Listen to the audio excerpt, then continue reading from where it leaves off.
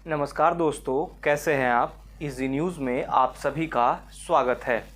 सबसे पहले आप सभी से यही कहना है कि जो भी अब तक इस चैनल को सब्सक्राइब नहीं किए हैं वो इस चैनल को सब्सक्राइब कर ले।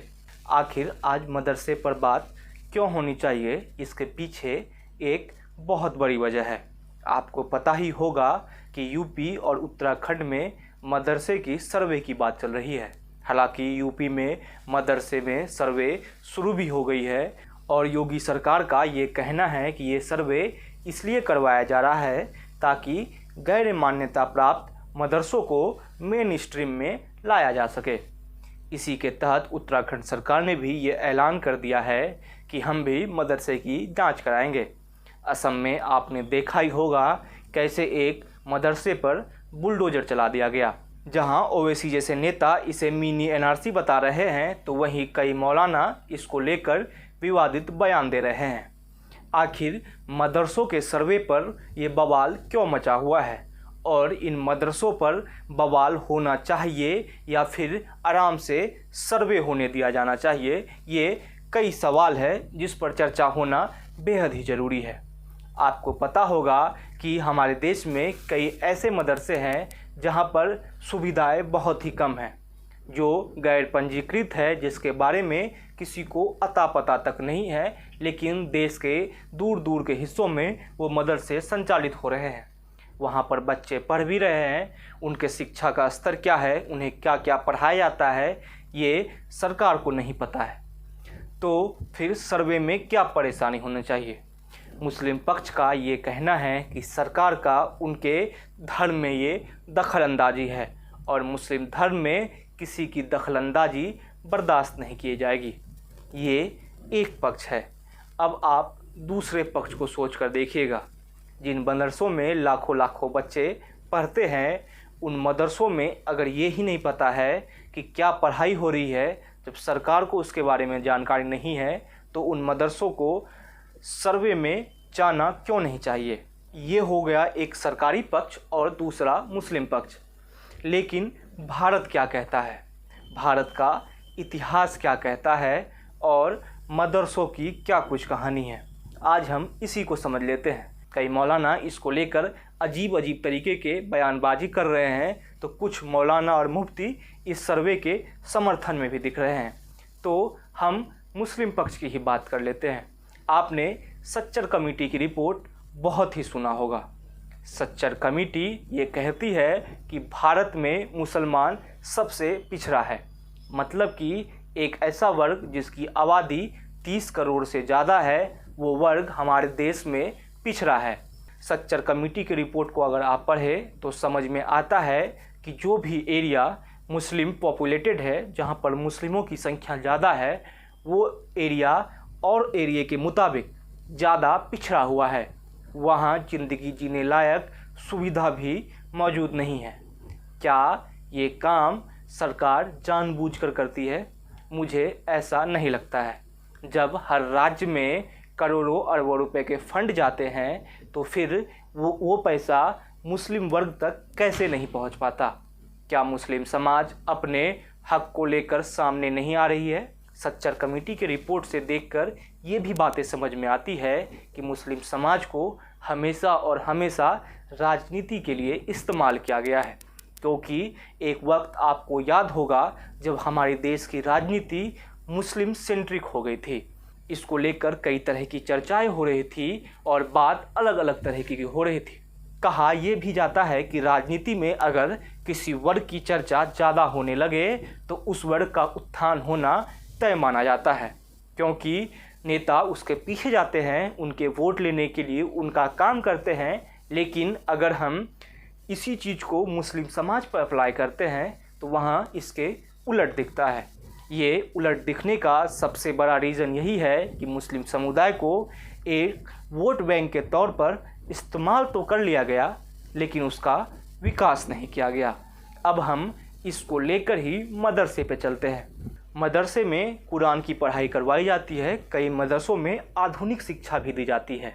लेकिन हम इतिहास के पन्ने को थोड़ा ज़्यादा पलटते हैं। मैंने आपको सच्चर कमेटी के रिपोर्ट के बारे में बताया, जो 21वीं सदी में मुसलमान के बारे में बताता है कि वो किस तरीके से भारत में जी रहे हैं।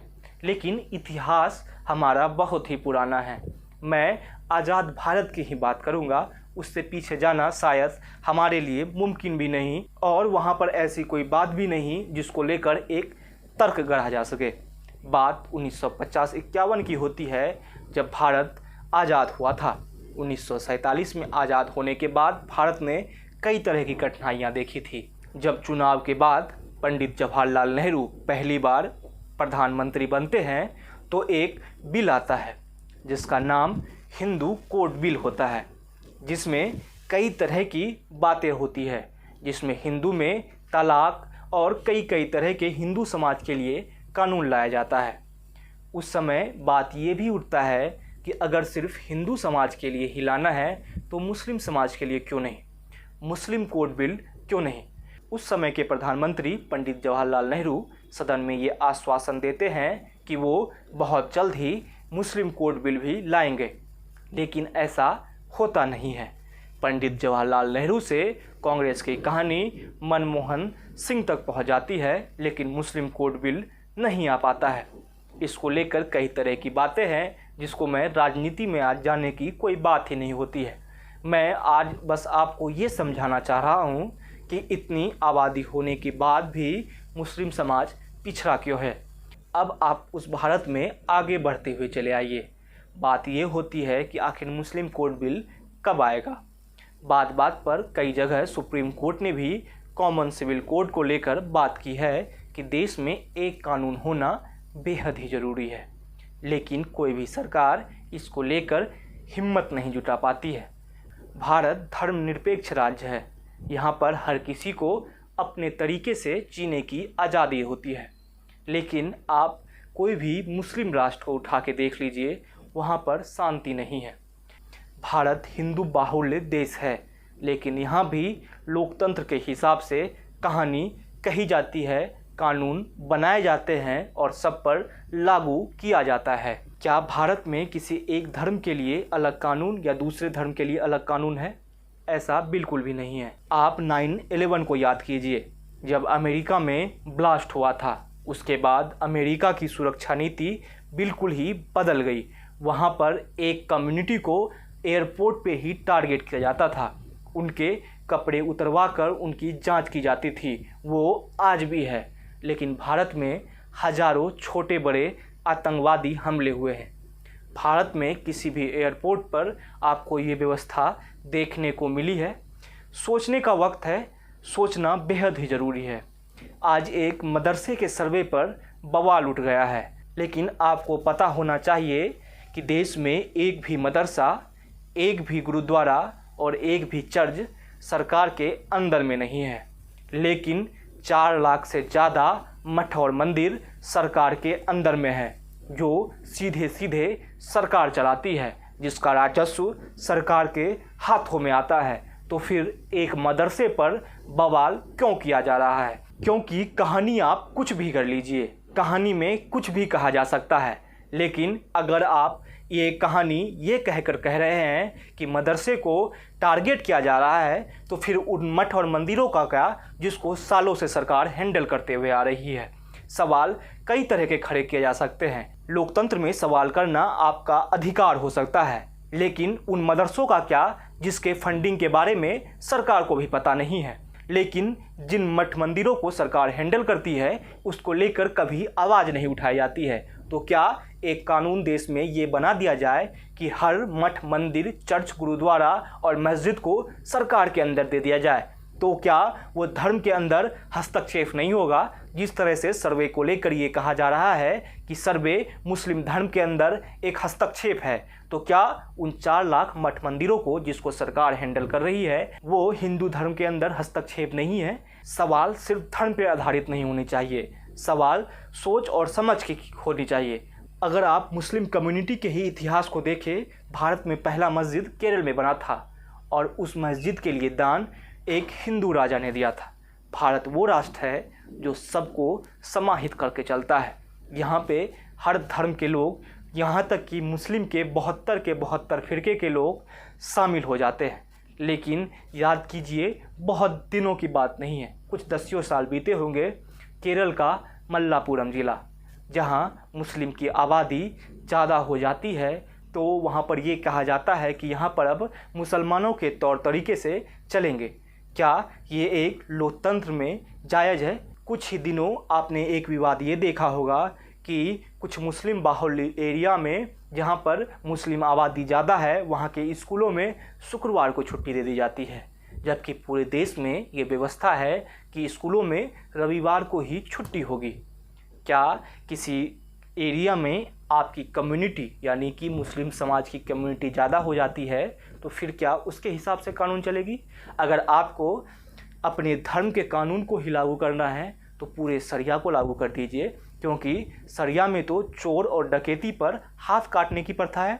तो सवाल ये नहीं है कि सर्वे का विरोध क्यों होना चाहिए, आखिर सवाल ये है कि जो मुस्लिम समाज इतना पिछड़ा है, जिस मुस्लिम समाज को हमेशा वोट बैंक के तौर पर यूज किया गया, जब उसी समाज को मुख्य धारा में लाने की कोशिश की जा रही है, उसी मदरसे में एनसीईआरटी का सिलेबस लागू करने की कोशिश की जा रही है, तो फिर इसका विरोध क्यों हो रहा है?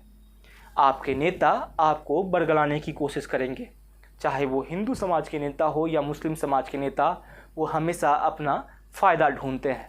लेकिन आपका क्या? आप अपने को कब आगे बढ़ाएंगे? आखिर आपका इलाका कब तक पिछड़ा हुआ रहेगा? विरोध आपका लोकतांत्रिक हक है, लेकिन विरोध सही चीज़ों का किया जाना चाहिए। गलत तर्कों के आधार पर विरोध करना बिल्कुल भी नहीं सही है, क्योंकि भारत वो राष्ट्र है जिस देश को धर्म के आधार पर बांटा गया था, लेकिन वो देश फिर भी धर्मनिरपेक्ष रहकर सबको समाहित होकर चला। वक्त सोचने का है और मदरसे पे बवाल करने का तो बिल्कुल भी नहीं। ये वीडियो आपको कैसा लगा हमें ज़रूर बताइएगा। साथ ही साथ इस वीडियो को लाइक और शेयर करना ना भूलें और जाते जाते इस चैनल को सब्सक्राइब कर लें।